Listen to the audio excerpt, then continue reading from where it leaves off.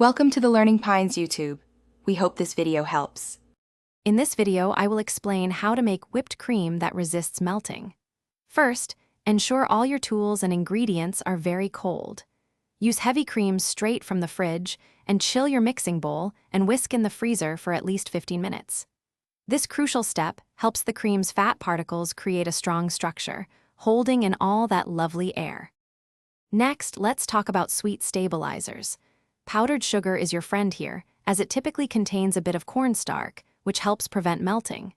For every cup of heavy cream, add about 1 tablespoon of powdered sugar.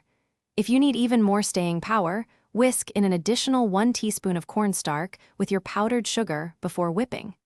This simple addition can extend its life significantly.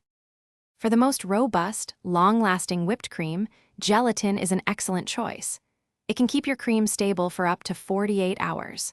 To use it, sprinkle 1 teaspoon of unflavored gelatin over 4 teaspoons of cold water and let it bloom for 5 minutes.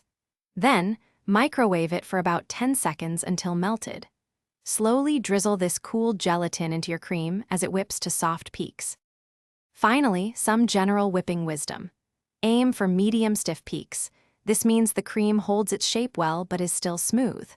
Avoid overwhipping, as it can quickly turn into butter. Start your mixer slowly, then increase speed for optimal volume.